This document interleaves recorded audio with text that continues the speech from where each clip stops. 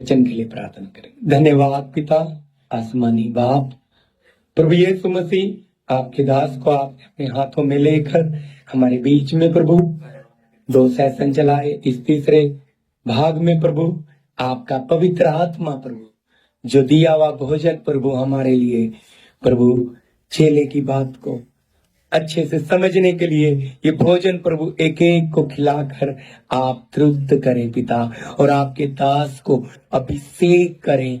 Hallelujah. ये भोजन प्रभु हमारी आत्माओं के लिए ताकत और बल बने। प्रभु आपकी उपस्थिति के लिए धन्यवाद।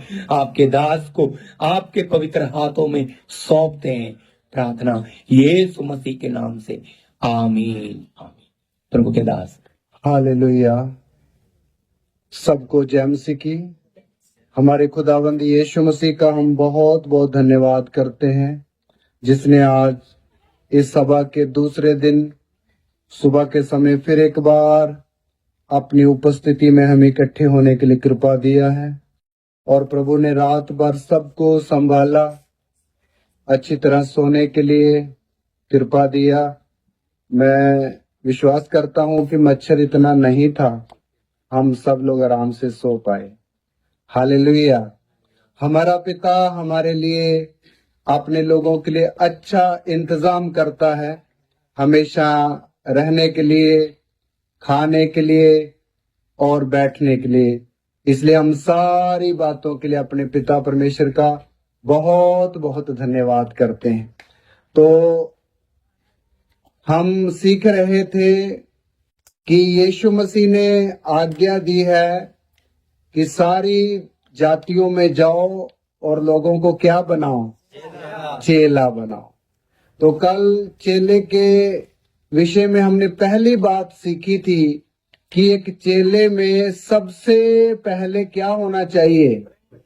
प्रेम। और प्रेम भी कौन सा प्रेम?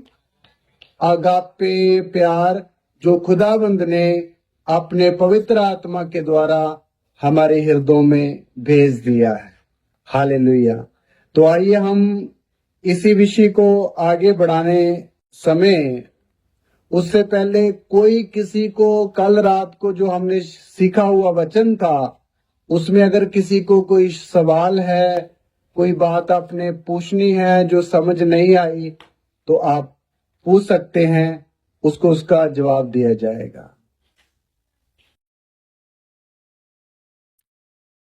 किसी को अगर सवाल है उस सिखाए हुए वचन के ऊपर, तो आप बोल सकते हैं, उसको जवाब दिया जाएगा। अगर नहीं है तो कोई बात नहीं, अगर फिर भी सवाल आता है तो कभी भी आप पूछिए, उसका जवाब मिल जाएगा। तो चलिए उसके आगे हम जाएंगे। यूहन्ना की अंजील उसका 8 अध्याय उसका 31 वचन निकाल लेंगे आज के सुबह के मनन के लिए। यूहन्ना की अंजील उसका 8 अध्याय 31 वचन हम पढ़ेंगे सब मिल करके।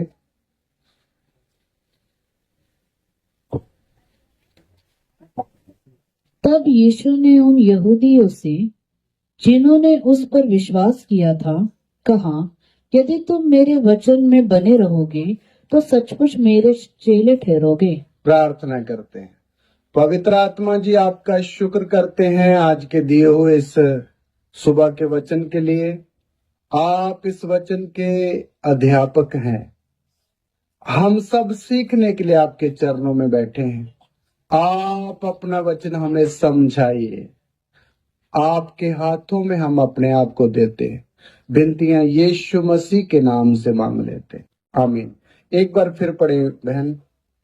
तब यीशु ने उन यहूदियों से जिन्होंने उस पर विश्वास किया था कहा, यदि तुम मेरे वचन में बने रहोगे तो सचमुच मेरे चेले ठहरोगे। हाँ, यीशु मसीह ने उन लोगों से कहा जिन्होंने यीशु मसीह पर विश्वास किया था, अगर तुम मेरे वचन में बने रहो, जहां खड़े रहो, तो तुम सचमुच मेरे क्या ठहरोगे?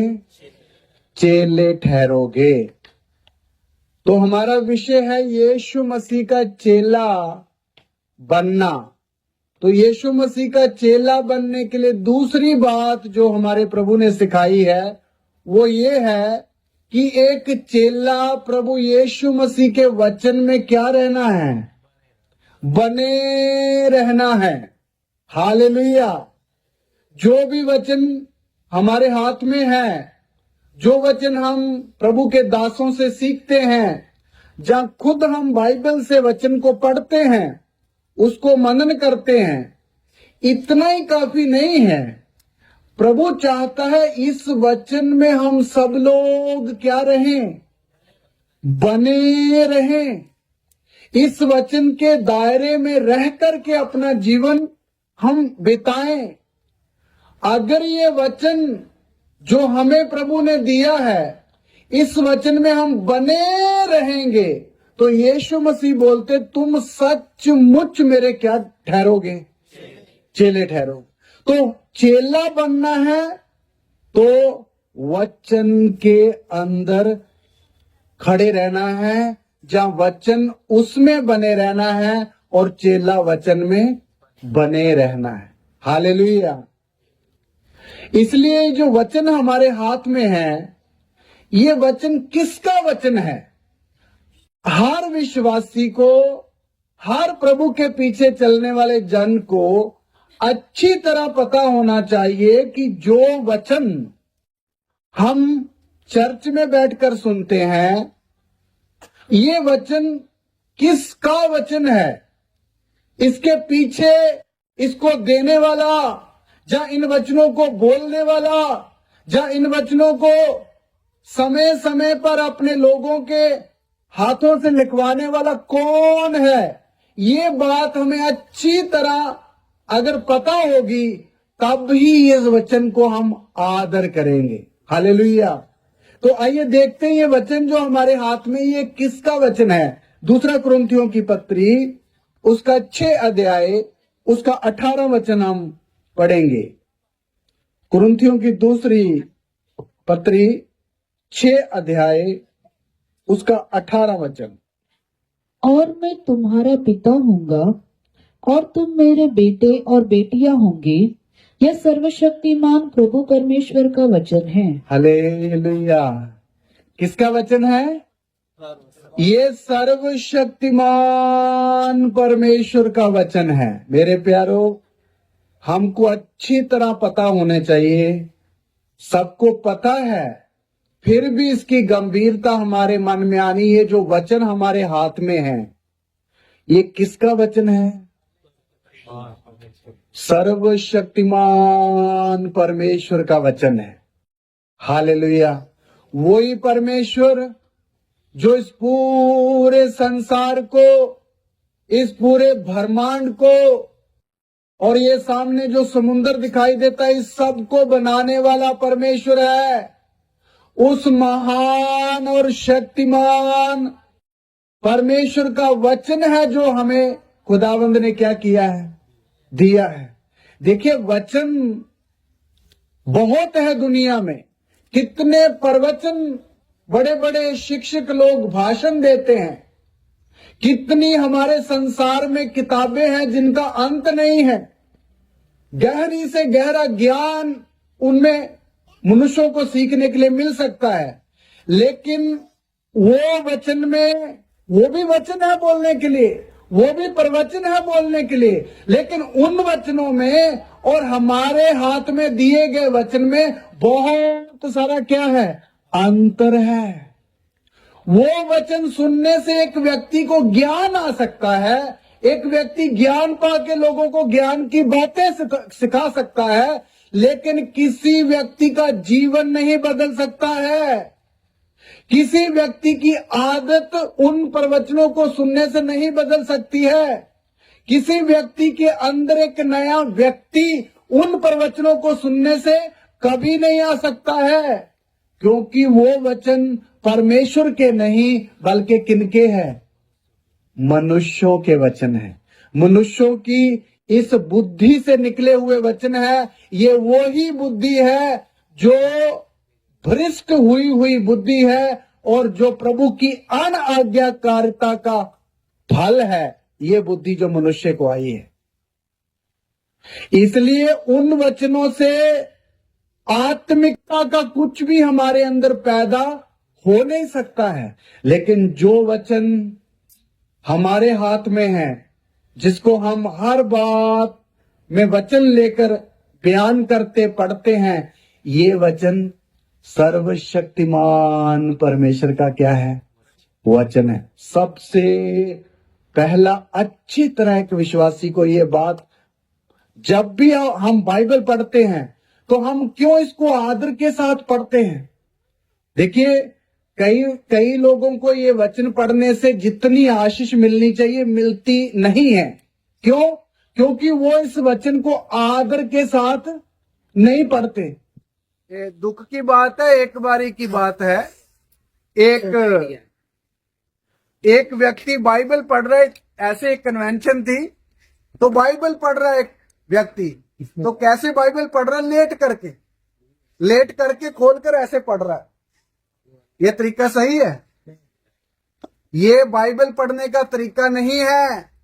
ऐसे बाइबल पढ़ने वाला, ऐसे परमेश्वर का वचन पढ़ने वाला कभी भी इसके अंदर की गहरी बात को समझ नहीं सकेगा, क्योंकि उसको इस वचन की क्या नहीं है? गंभीरता नहीं है। जब भी हम इस वचन को पढ़ें या पकड़ें, तो कैसा पकड़ें? ये सोच कर कि ये किसका वचन है? सर्वशक्तिमान परमेश्वर का वचन है। मैं जब ये वचन पढ़ने जा रहा हूं और अपने पिता की वाणी को मैं सुनने जा रहा हूं। मेरे प्यारों, आप जब ये वचन अकेले बैठ के घर में पढ़ते हैं, तो मानिए वो परमेश्वर जिसका ये वचन है, वो आपसे बात करता है अपने वचन के द्वारा। हालेलुया। वो आपके आत्मा से अपनी इस किताब के द्वारा, जो पवित्र बाइबल है, जो हम पढ़ते हैं, हमसे बातें करता है। इसलिए इस वचन को जब तक हम आदर और भक्ति के साथ नहीं पढ़ेंगे, तब तक ये वचन हमसे बात नहीं करेगा। नहीं तो अब आप अगर आदर और प्रभु का, शक्तिमान परमेश्वर का ये वचन सोचकर जब पढ़ेंगे, तो एक अध्याय आप पढ़ के उठ जाइए, उसमें से आपको कुछ क्या करेगा? मिलेगा। आपको ऐसे लगेगा जैसे मेरे से प्रभु ने क्या किया है? बात करी है। इसलिए, क्योंकि ये किसका वचन है? आप बोलोगे मैंने बोला बात करता है। मेरे प्यारो, बात कौन करता है? वचन हमसे क्या करता है? बात करता है। क्यों? वचन कभी बात कर सकता है? बाइबल में लिखा है ये जीवित वचन है। क्या है? ये जीवित वचन है, और ये सुनने वालों को, पढ़ने वालों को, जो भी पढ़ते हैं उनसे बात करता है, जब हम इसको आदर के साथ पढ़ेंगे। इसलिए कभी भी जब हम प्रभु के वचनों को पढ़ने के लिए जाएं, तो बड़े आदर के साथ कि प्रभु अपने वचन के द्वारा मेरे से क्या कर? बातें कर। जरूर प्रभु क्या करेगा? बात करेगा। Hallelujah, hallelujah. और ये वचन की स्थिरता, ये वचन कितना स्थिर है, वो भी हमें पता होना चाहिए। उसके लिए वचन पढ़ेंगे। पहला पत्रस की पत्री, उसका 1 अध्याय, उसका 25 वचन हम पढ़ेंगे।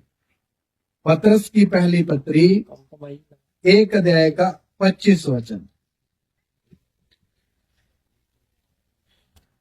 परंतु प्रभु का वचन युगानुयुग स्थिर रहता है, और यही सुसमाचार का वचन है जो तुम्हें सुनाया गया था। हालेलुया। प्रभु का वचन कब तक स्थिर रहता है जी? युगानुयुग तक स्थिर रहता है। देखिए, इस संसार के बीच में हम रहते समय बहुत बड़ी बड़ी चीजें हैं इस संसार के अंदर, जो बड़ी बड़ी मजबूत है, और कई बार हम देखेंगे कि ये चीजें कितनी कितनी मजबूत है और कितने कितने वर्षों तक ये क्या रहेगी, कायम रहेगी। प्रभु यीशु मसीह के चेले एक बार प्रभु यीशु मसीह को जो यरूशलेम में हैकल थी उसको दिखा रहे थे। प्रभु देखिए ये हैकल कितनी मजबूत है और कितनी बड़ी है ये हैकल करके प्रभु के चेले यीशु को बता रहे थे।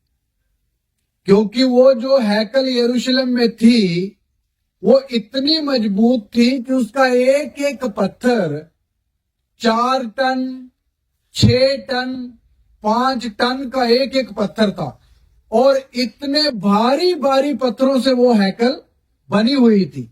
तो यीशु मसीह के चेले यीशु को बता रहे, प्रभु जी देखो ये बिल्डिंग इतनी ज्यादा आलीशान है और इतनी मजबूत है।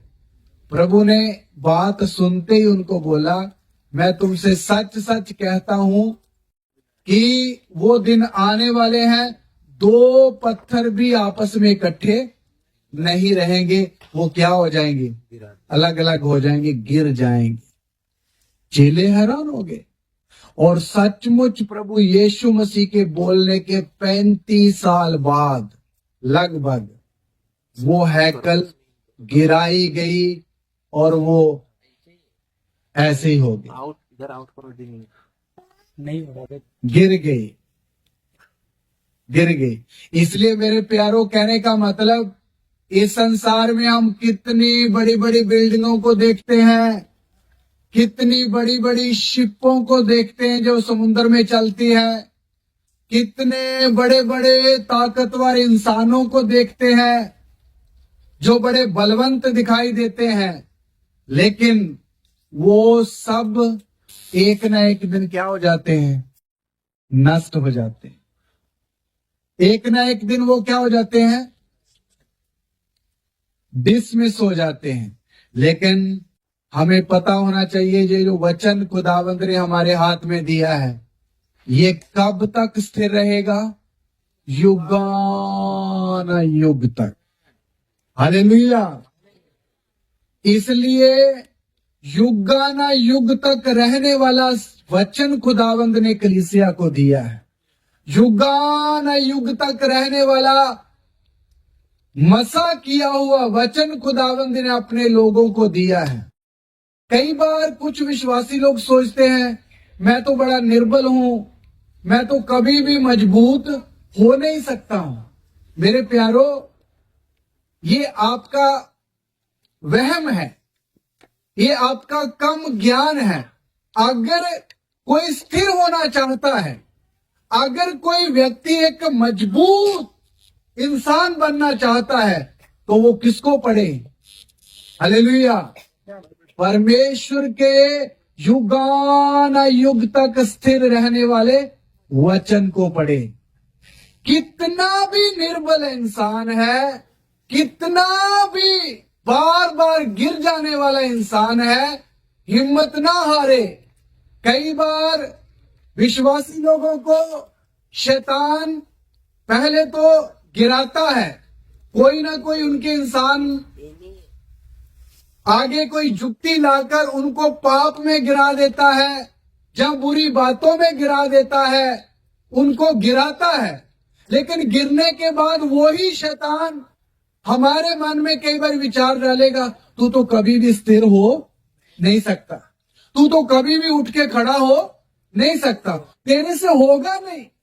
आपकी सारी की सारी हिम्मत को क्या कर देगा? आपके विचारों के द्वारा बार बार विचार डालने के द्वारा एक व्यक्ति को और भी शैतान जहां हमारी शारीरिकता निर्बल करेगी।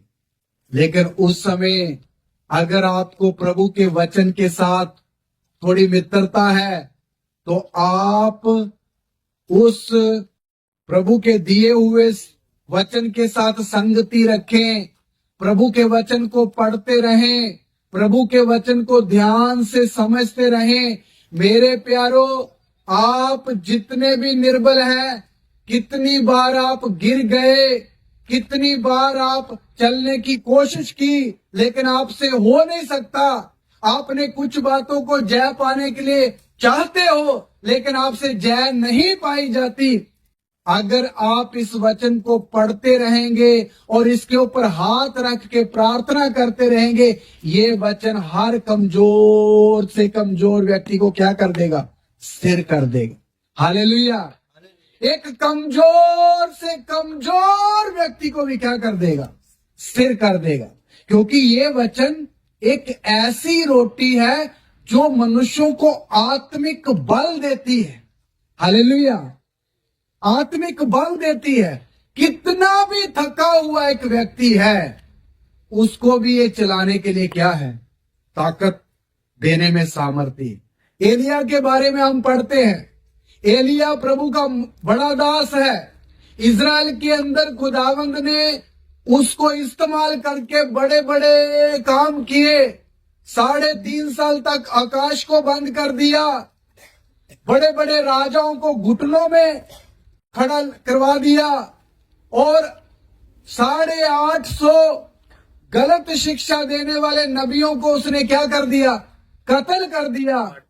आखिर में वो एलिया एक धमकी सुनकर इतना डर गया कि जंगल में जाकर प्रभु से बोलता, प्रभु अब मेरे अंदर ज्यादा शक्ति नहीं है, मैं आगे चल नहीं सकता, मेरे अंदर ज्यादा काम करने के लिए कोई बल नहीं है, इसलिए आप ऐसे करो, आप मेरी जान निकाल लो। मतलब मरने के लिए चाहता है। इतना निर्बल हुआ एक व्यक्ति हम वहां देखते हैं दास को, मरने के लिए चाह रहा, प्रभु मेरी जान मेरे से ले लो क्योंकि मैं आगे चल नहीं सकता हूं।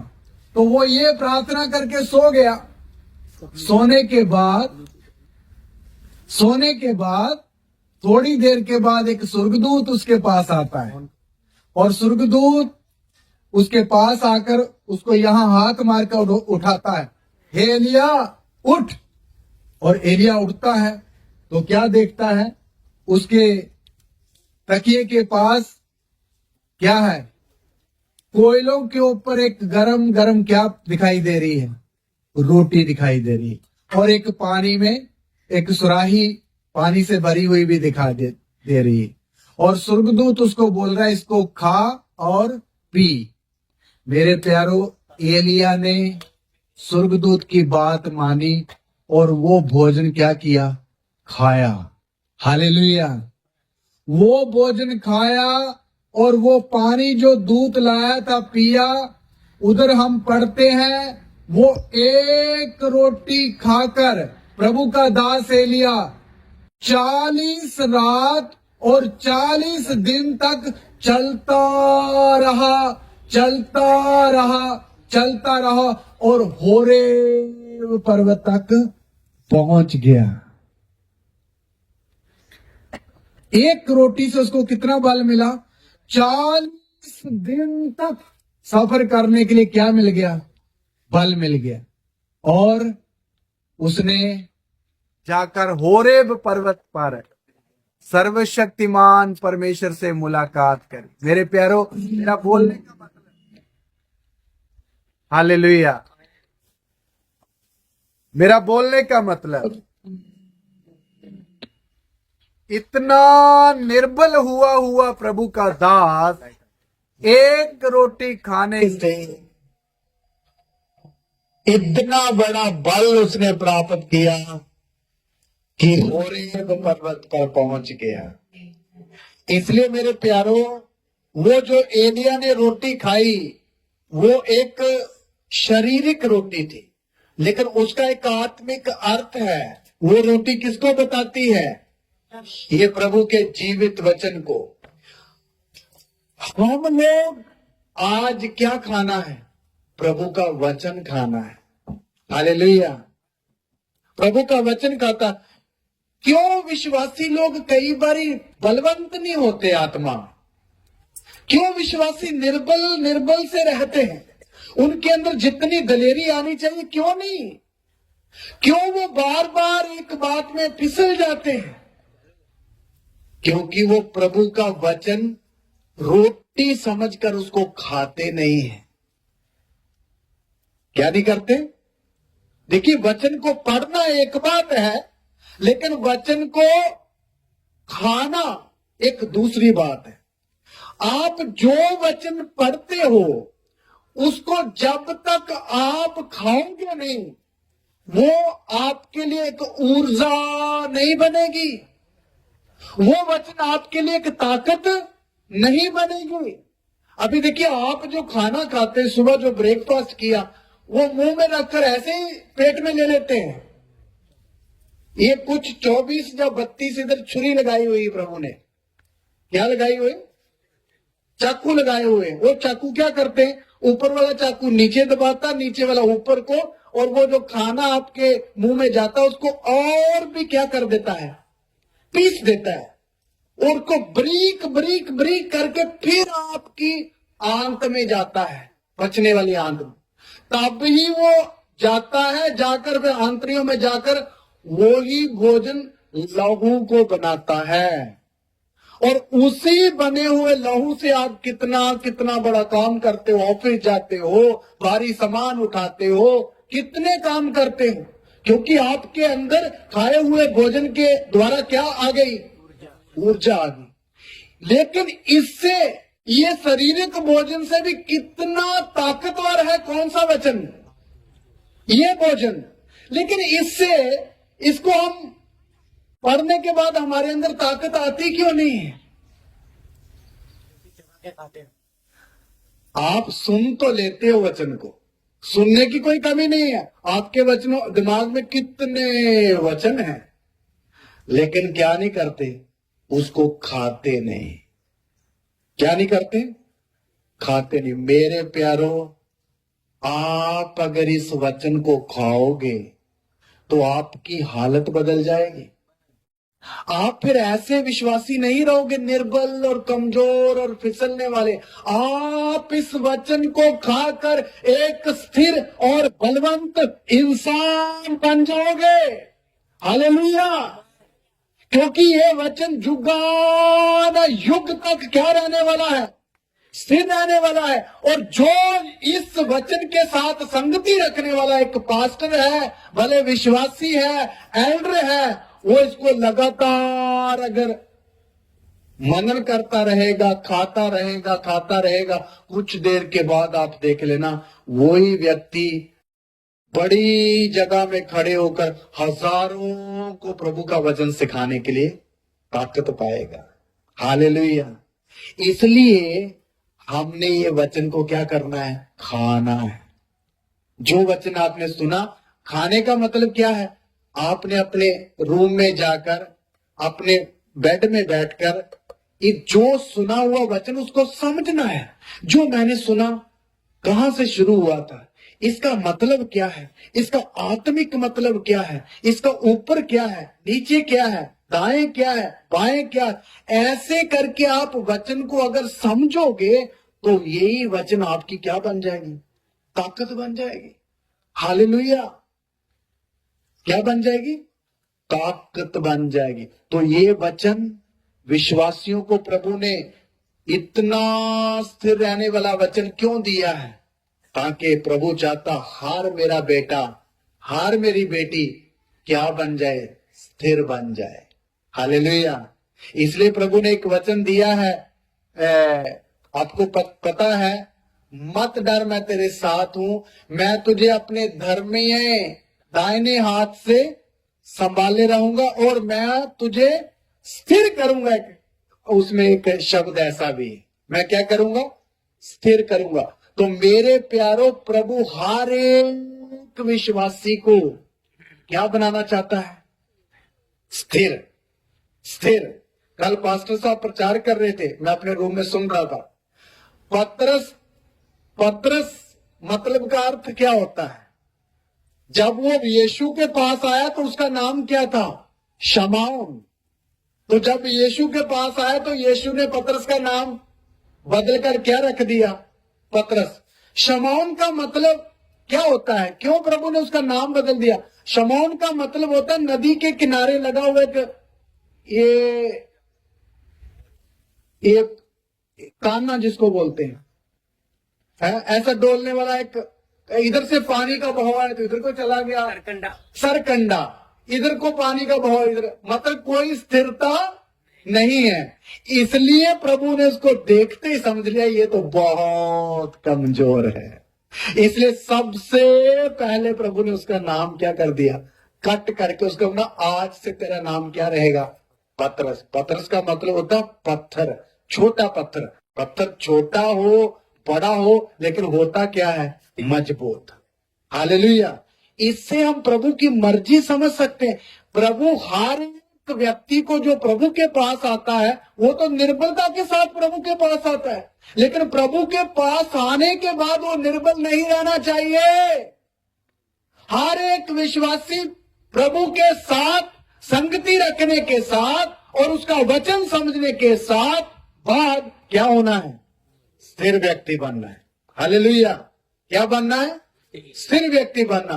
वही पतरस को जब आगे हम देखते हैं, एक प्रचार पतरस ने किया, 3000 लोगों ने क्या ले लिया, बपतिस्मा ले लिया। देखो इतना निर्बल सरकंडे की तरह हिलने वाला कमजोर पतरस एक प्रचार करने के बाद क्या हो गया, इतना बलवंत हो गया। हालेलुया। इतना बलवंत हो गया। मेरे प्यारो, हम भी बलवंत बनना है, इसलिए खुदावंद ने हमें इतना ताकतवर वचन दिया है। और ये वचन की खूबियां आपके सामने रखी जा रही। आइए एक खूबी और पढ़ते हैं वचन की। मत्ती की अंजील उसका 24 अध्याय उसका 35 वचन हम पढ़ेंगे। मत्ती 24 का 35 वचन।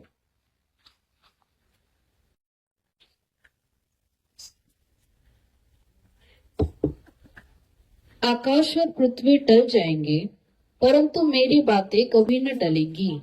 हालेलुया। देखिए प्रभु का वचन जो खुदावंत का लिखा हुआ वचन है, कितना स्पष्ट उसमें मोहर लगाकर प्रभु ने दिया। प्रभु यीशु मसीह ने बोला आकाश और पृथ्वी दोनों टल सकते हैं लेकिन मेरी बातें कभी नहीं टलेगी। मेरे प्यारो, जो इस ग्रंथ में जो आप सबके हाथ में है, मेरे भी हाथ में है, इसमें लिखी हुई जो जो बातें हैं ये कभी भी क्या नहीं कर सकती है, टल नहीं सकती है, कभी भी टल नहीं सकती। इतनी अटल है, कभी नहीं टलेगी। प्रभु यीशु मसीह अपने मुंह से बोलते हैं मेरी बातें कभी नहीं टलेगी। भले प्रभु ने अदन के बाग में आदम को एक बात बोली, वो भी कभी नहीं टलेगी। भले सैमुअल नबी के द्वारा जो वचन बोला गया कभी नहीं टलेगा।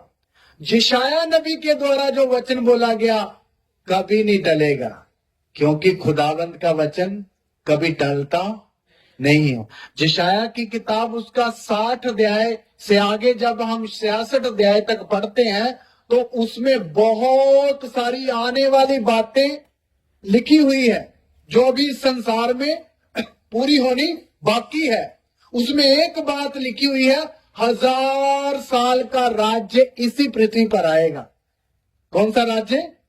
1000 साल का राज्य। मेरे प्यारो, आप समझना, इसी जमीन के ऊपर हमारा प्रभु यीशु मसीह 1000 वर्ष राज्य करेगा, इसी जमीन के ऊपर। आप विश्वास करते हैं?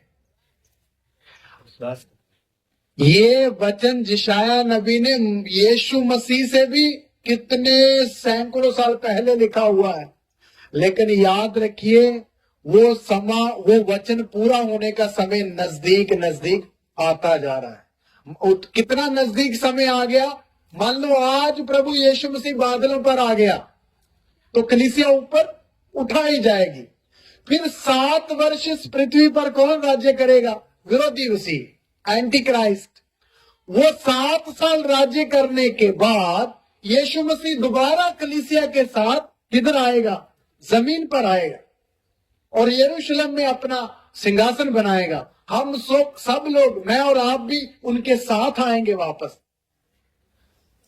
तो उसी समय में शैतान को पकड़कर बांध दिया जाएगा और 1000 साल का राज्य यीशु मसीह इसी पृथ्वी के ऊपर क्या करेगा?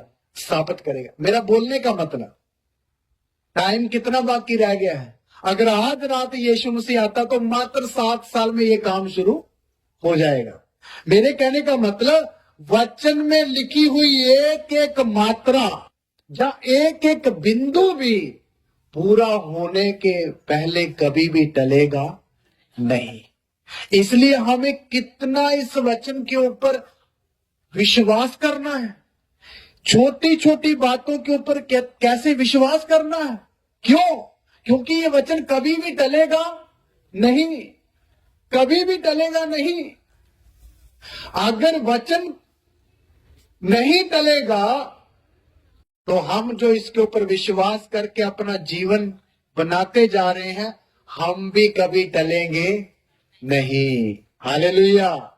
प्रभु हमें भी क्यों इस वचन के अनुसार बना रहा है? ताकि हम भी स्थिर बने और कभी ना टलने वाले व्यक्ति बन जाएं। धन्यवाद। इसलिए मेरे प्यारो, हमें इस वचन की गंभीरता समझनी है। दूसरी बात, इस वचन को, प्रभु के वचन को बाइबल में बहुत सारे अलग अलग नाम दिए गए हैं। अलग अलग नाम देकर हमें समझाया गया है कि प्रभु का वचन क्या है। आइए उनमें से कुछ नामों के बारे में सीखते हैं। यिर्मयाह नबी की किताब, उसका 23 अध्याय, उसका 29 वचन हम पढ़ेंगे। परमेश्वर का वचन बाइबल के वचनों को कौन से नामों से पुकारता है? यिर्मयाह की किताब, उसका 23 अध्याय, उसका 29 वचन। सिस्टर, यहोवा की यह वाणी है, क्या मेरा वचन आग का सा नहीं है? फिर क्या वह ऐसा हथौड़ा नहीं जो पत्थर को खोद डाले? हाँ, सब लोग ध्यान देना, एक बार फिर पढ़ेंगे बहन। यहोवा की यह वाणी है, क्या मेरा वचन आग का सा नहीं है? हाँ, देखिए, प्रभु परमेश्वर अपने लोगों को क्या बोल रहा है? क्या मेरा वचन आग सा नहीं है? इसका मतलब ये जो वचन हमारे हाथ में है, इसको क्या नाम से पुकारा गया है? आग है। ये वचन क्या है? आग है। आग का काम क्या होता है? जलाना। कितनी भी ताकतवर और मजबूत चीज होगी तो आग में आकर वो क्या हो जाएगी? भस्म हो जाएगी, राख बन जाएगी, राख बन जाएगी। ये वचन जो खुदावंद ने हमारे हाथ में दिया है, ये भी क्या है? आग है। अगर हम इस वचन को समझें कि ये वचन आग है और इस वचन को हम अपने अंदर रखें, मेरे प्यारो, यही वचन हमारे जीवन में आग का सा काम करना चाहता है। हालेलुया। दाऊद के वचन में हम पढ़ते हैं, वो बोलता, सोचते सोचते आग भड़क उठी। वो क्या सोच रहा था? वचन। प्रभु तेरा वचन कितना गंभीर है, तेरा वचन सचमुच आग का सा काम करता है। सुनिए मेरे प्यारो, हम जो मिट्टी के इंसान हैं, हमारे बाहरी मनुष्यत्व के अंदर ऐसे बुरे बुरे स्वभाव रहते हैं, हम कितना भी अपने अंदर से उन स्वभावों को बाहर निकालने की कोशिश करें, धक्का देने से भी वो निकलते नहीं है। कितने विश्वासी परेशान रहते हैं, मेरा ये स्वभाव कब बदलेगा, मेरी ये आदत कब मेरे से जाएगी। तो मेरे प्यारो, आपको एक तरीका बता रहा हूं, कब जाएगी अभी चिंता मत कीजिए। आप इस प्रभु के आग से वचन को अपने हृदय में मनन करना शुरू करें। हालेलुया। क्या करें? मनन करना शुरू करें। आपके अंदर ये वचन अगर आग के जैसा जलेगा, वो आपकी आत्मा में आग पकड़ेगा, तो मेरे प्यारों, कितना भी सख्त से सख्त स्वभाव, जहां आदत, जहां एक जिद्दी स्वभाव हमारे जीवन में रहता है, वो भी इस आग के सामने भस्म होकर राख बन जाएगा। हालेलुया। क्या बन जाएगा? राख बन जाएगा। आपने कभी सोचा, ये जो प्रभु का दास पौलुस था, ये पहले सौल था, और ये इतना सख्त दिल का आदमी था, प्रभु की विश्वास करने वाली विश्वासी बहनों की चोटी पकड़ पकड़ कर उनको जेल खाने में डाल देता था। बाद में वही पौलुस हम कितना नम्र हुआ देखते हैं, कितना वो बहनों के बारे में जो उपदेश सिखाता है, बोलता कलीसिया में बहनों को कैसे पुकारना है, अति पवित्रताई से बहन जानकर आदर देना। वचन हम पढ़ते हैं, वही पौलुस जो बहनों की चोटी पकड़ पकड़ उनको जेल में डालता था, अभी शिक्षा दे रहा है कि बहनों की इतनी इज्जत करनी। इतना नम्र बंदा कैसे बन गया हो? ये आग सब वचन उसके जीवन में क्या किया? काम किया। उसने इस वचन को अपने जीवन में काम करने दिया, इसलिए वो प्रभु का दास सौल, सौल का मतलब होता ऊंचा और पौलुस का मतलब होता छोटा, इसलिए वो ऊंचा व्यक्ति क्या हो गया? जल जल कर छोटा सा पौलुस बन गया। हालेलुया। आप भी जलना चाहते हो? मेरे प्यारो, अगर चलना है, जलना है, तो प्रभु के वचन की आग अपने हृदय में जलने दो। हालेलुया। लेटते समय भी आप वचन को सोचते रहें, चलते समय भी आप वचन को सोचते रहें। मेरे प्यारो, आपका कितना भी जवानी का कुछ अभिलाषाएं जो खतरनाक से खतरनाक भी होगी, वो भी इस वचन में हम जली हुई लोगों के जीवन में देखते हैं।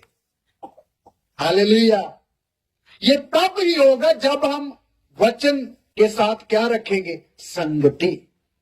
कई बार हम वचन को इतना अहमियत नहीं देते विश्वासी लोग जितना देना चाहिए। हर समय एक व्यक्ति जो वचन को कि उसकी गंभीरता समझता, उसको हर समय एक आग जैसा एक कोयला मेरे अंदर रखा है, उसको मनन करते रहे। आप मनन करने का मतलब उसको फूंक मार रहे। कोयले को फूंक मारोगे तो क्या होता है? धधकता है। और उसके ऊपर 10 कच्चे कोयले रखे होंगे तो वो भी क्या पकड़ेंगे? आग पकड़ेंगे। इसी तरह जल जाएगा। हालेलुया। अगर ये वचन हमारे हृदय में आग सा समझकर हम इसको सोचेंगे, तो हमारे अंदर से हर सख्त से सख्त स्वभाव को भी क्या कर देगी? जला देगी। आप अपने जीवन में अनुभव करोगे ये कैसे हो गया। आप डेट नोट करके वचन को मनन करना शुरू कर रहे, आप सप्ताहों में, महीनों में अपने जीवन में देखने पाओगे सचमुच में ये स्वभाव क्या हो गया? जल गया। क्योंकि वचन क्या है? आग है। आग है। हर वचन, छोटे से छोटा वचन भी कैसा है? नीति वचन 30 का 5 पढ़े। नीति वचन 30 का 5। प्रभु ने जितने भी वचन कलीसिया को दिए हैं वो कैसे हैं? हालेलुया।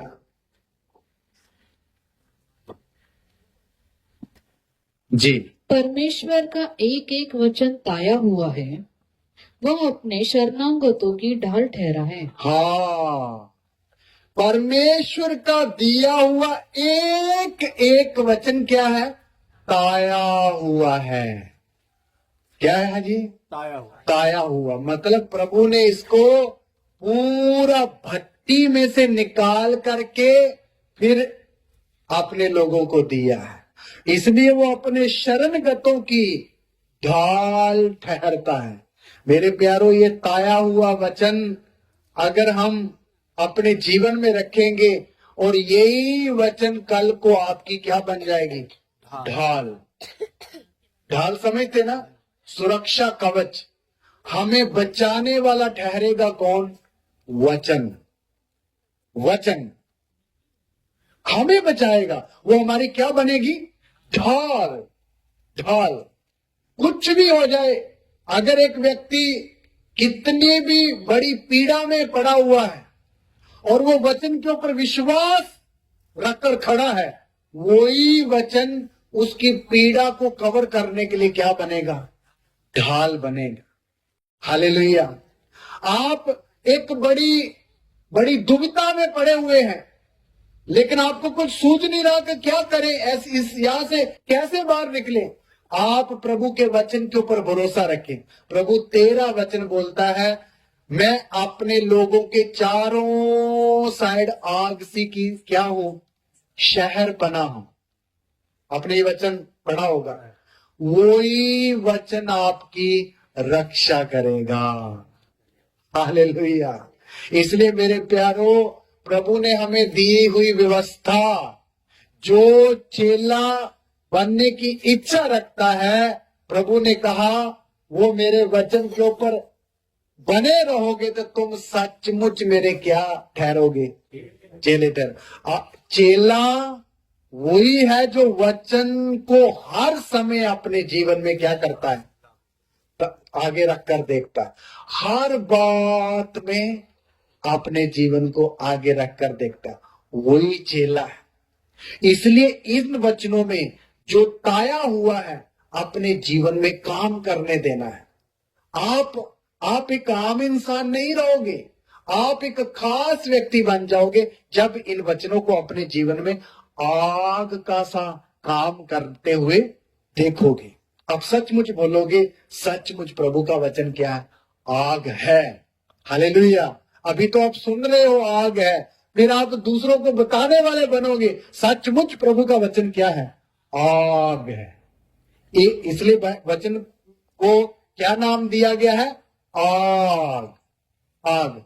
एक और भी नाम वचन को दिया गया है। पढ़े भजन संहिता 119 वचन।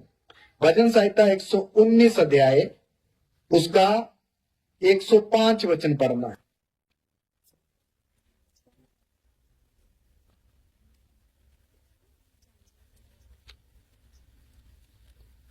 तेरा वचन मेरे पाँव के लिए दीपक और मेरे मार्ग के लिए उजियाला है। हालेलुया।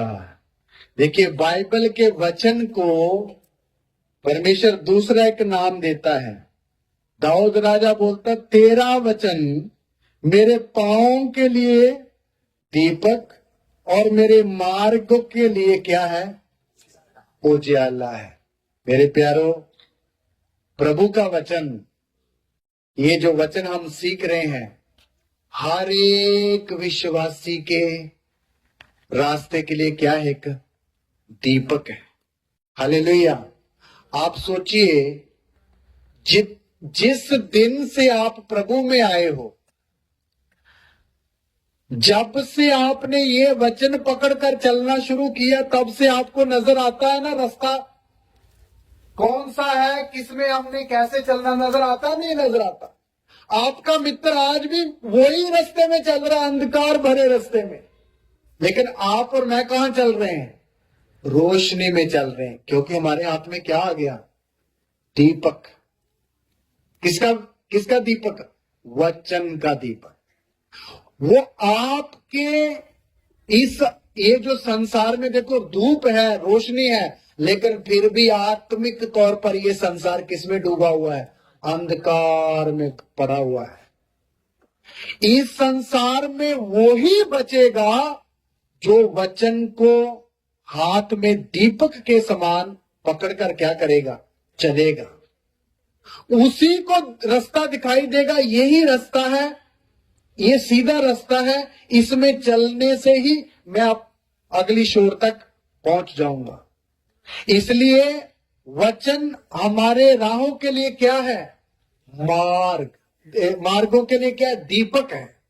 इसलिए कभी भी एक विश्वासी वचन को छोड़कर दाएं बाएं होने का प्रयास कभी ना करे। अगर कभी करोगे तो जीवन में क्या आ जाएगा? अंधकार। क्योंकि शैतान तो मौका ढूंढता है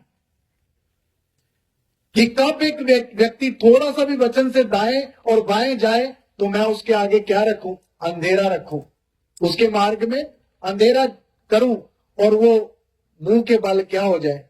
गिर जाए। इसलिए कभी भी नहीं। इसलिए प्रभु यीशु सर्वशक्तिमान अपने दास यहोशू को एक वचन बोलता है। यहोशुआ की किताब जब हम पढ़ते हैं तो उसका 1:8 में लिखा हुआ है, हे प्रभु के दास, तू मेरे वचन पर रात और दिन क्या दिए रहना? ध्यान दिए रहना, ना तो मेरे वचन से दाहिने और ना बाएं मुड़ना। तब जहां जहां तू जाएगा तेरा काम क्या हो जाएगा? सफल हो जाएगा। इसलिए प्रभु ने बोला तू वचन से दाएं बाएं ना जाना। इसलिए यहोशू की पूरी आप किताब पढ़ के देख लीजिए, प्रभु का दास वचन से दाएं बाएं हटा नहीं।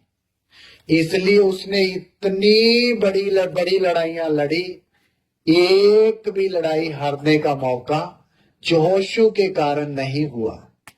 एक लड़ाई हार गया, वो यहोशू के कारण नहीं था। किसके कारण था? अकान के कारण। यहोशू के कारण लड़ाई नहीं हारा। क्यों? क्योंकि वो वचन को हमेशा कैसे समझ के चलता रहा? दीपक है। क्या है? दीपक है।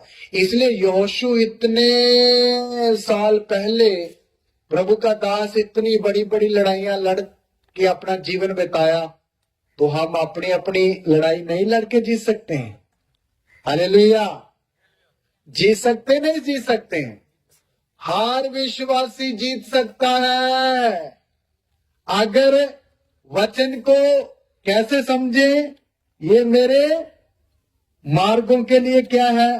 दीपक। और मेरे मार्गों के लिए क्या है? उजियाला है। उजियाला है। हालेलुया। इसलिए आपको मालूम ये वचन हमने कहां लेकर चलना है? फिलिपियों की पत्री में आ जाइए। फिलिपियों की पत्री उसका 2 अध्याय 2 का वचन पढ़े, 15 वचन। ताकि तुम निर्दोष और भोले होकर टेढ़े और हठीले लोगों के बीच परमेश्वर के निष्कलंक संतान बने रहो, हाँ, जिनके बीच में तुम जीवन का वचन लिए हुए जगत में हाँ, जलते दीपकों के समान दिखाई देते हो। हालेलुया। देखिए, टेढ़े और हठीले लोगों के बीच में जीवन का वचन लिए हुए जलते हुए दीपकों के समान क्या देते हो? दिखाई देते हो। मेरे प्यारो, ये वचन इस दुनिया के टेढ़े मेढ़े लोगों के बीच में भी अगर लेकर हम जाएंगे तो हम उनको कैसे दिखाई देंगे? दीपक है। हम क्या है? दीपक है। वो अंधकार में पड़ा हुआ हमारा भाई, हमारी बहन, हमारा पड़ोसी हमारे जीवन को देखकर रोशनी में आ सकता है अगर यही वचन हम अपने जीवन में रख कर आगे बढ़े। क्योंकि ये वचन बाद में हमें ही क्या बना देता है? दीपक। यीशु ने बोला तुम जगत की क्या हो? ज्योति हो। तो मेरे प्यारों, टेढ़े और हठीले लोगों के बीच में खुदावंद ने हमें रखा है ताकि हम जीवन का वचन लिए हुए चलते हुए दीपकों के समान दिखाई दें। तो ये वचन क्या है? दीपक है। इस दीपक से वचन को हम अपने जीवन में लेकर चलेंगे तो आपके जीवन से ही अंधकार क्या हो जाएगा? दूर हो जाएगा। अंधकार दूर हो जाएगा। इसलिए प्रभु यीशु मसीह ने बोला शरीर का दिया आंख है। यदि तेरी आंख निर्मल हो तो तेरा सारा शरीर भी क्या होगा? बड़ा उजाला हो जाएगा। देखिए, इस पूरे शरीर का जो दिया है प्रभु ने किसको बना दिया? आंख को। क्योंकि हर बुराई करने के लिए सबसे पहल रोल किसका होता है? आंख का। इसलिए यीशु मसीह ने बोला यदि तेरी आंख ठीक है तो तेरा सारा शरीर भी क्या है? निर्मल है। हालेलुया। तो मेरे प्यारो, इसलिए अगर हमारी आंखों को ऐसा निर्मल बनाना है तो वो भी वचन ही बना सकता है। कौन बना सकता है और कैसे बना सकता है? भजन संहिता 19 में आ जाइए, एक वचन बताता हूं कैसे बन सकता है। भजन संहिता 19, भजन संहिता 19 का 8 वचन।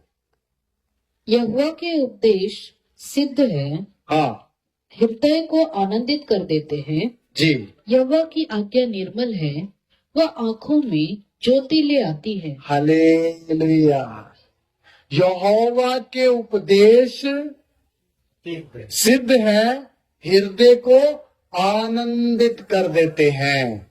और यहोवा की आज्ञा निर्मल है, किसमें रोशनी ले आती है? आंखों में। सुनिए कितना सुंदर वचन है। इसलिए अगर विश्वासी लोगों की आंखें निर्मल रहनी है तो कौन सा वचन देखना पड़ेगा? हमेशा सर्वशक्तिमान प्रभु का वचन। यही वचन हमारी आंखों में भी क्या ले आता है?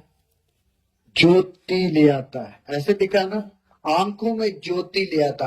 अगर इस वचन को हम अपने हृदय में रखेंगे तो हमारी आंख को बिल्कुल शुद्ध करने के लिए बहुत कारगर है। क्या? कौन सा वचन? ये खुदावंद का पवित्र वचन। इसलिए कभी भी हमारी आंख अशुद्ध नहीं होगी अगर हम अपनी आंखों को वचन के आगे झुकाएंगे। हे वचन, मेरे हृदय में काम करो और मेरी आंखों को भी, बल्कि मेरे सारे शरीर को भी क्या बना दो? शुद्ध बना दो। तो हमारी आंखों को भी ये शुद्ध बनाएगा, बल्कि आंखों के अंदर एक क्या लाएगा? रोशनी ले आएगा। आंखों में ज्योति ले आ जाएगा। ज्योति का मतलब आत्मिक ज्योति। अभी तो हम अपनी शारीरिक आंखों से देखते हैं, लेकिन इसके बाद अगर एक व्यक्ति आत्मिक बनता बनता जाएगा तो इन्हीं आंखों से हम कौन सी चीजें भी देखेंगे?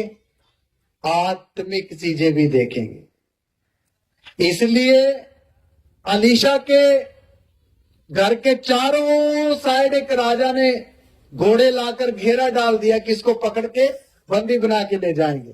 तो सुबह सुबह उसका नौकर उठा, गेहजी, प्रभु के दास हम क्या करें, हम तो घिर गए। तो अंदर बैठे हुए एलीशा ने एक प्रार्थना करी, हे पिता इसकी आंखों को खोल दे। भाई आंखें उसकी बंद थी, खुली थी, फिर उसको क्यों नहीं दिख रहा था जो एलीशा को दिख रहा था? क्योंकि आत्मिक आंखें क्या थी? बंद थी। एलीशा के एक प्रार्थना करने के द्वारा गेहजी की कौन सी आंखें खुल गई? तब उसने देखा ये तो मिट्टी के शरीर के घोड़े हैं जो हमें घेरने के लिए आए। उसके पीछे देखे तो स्वर्ग के अग्निमय घोड़े हमारी रक्षा के लिए चारों ओर क्या है? खड़े हैं। इसलिए मेरे प्यारों, आज विश्वासी लोग हम छोटी छोटी बातों में, बीमारी के समय या कष्ट के समय या छोटी समस्या आने के समय निराश क्यों हो जाते हैं? हम ना बाहरी आंखों से हालात को देखते हैं। कौन सी आंखों से? अगर हम आत्मिक आंखों से एक अपने सामने आई हालात को देखेंगे तो डर नहीं आएगा। हालेलुया। डर नहीं आएगा। हमें जब दिखाई देगा, देखो 2 स्वर्गदूत हमारे घर के बीच में क्या है? मौजूद है। हालेलुया। इसलिए फिर डर आएगा, दिलेरी आएगी, दिलेरी आएगी। और आपकी जो समस्या है आपकी दिलेरी देखकर ही भाग जाएगी। वचन में हम पढ़ते हैं पतरस और यूहन्ना कि यहूदियों ने क्या देखी? दलेरी देखी। उनकी दलेरी देखी है तो, और फिर पहचाना ये तो साधारण और अनपढ़ व्यक्ति है, इनको ये बातें कहां से आई? तब उनको समझ में आया ये यीशु मसीह के साथ रहे थे। हालेलुया। तो मेरे प्यारो, जो व्यक्ति इस परमेश्वर के पवित्र वचन के साथ संगति रखता है, हमेशा हर समय वो व्यक्ति की शारीरिक आंखों से बढ़कर कौन सी आंखें भी प्रभु खोल देता है। यही वचन हमारी आंखों में ज्योति ले आता है। फिर हमें शारीरिक से भी बढ़कर आत्मिक चीजें भी दिखाई देंगी। इसलिए मेरे प्यारो, हमने क्या करना है? इन वचनों को अच्छी तरह से समझना है।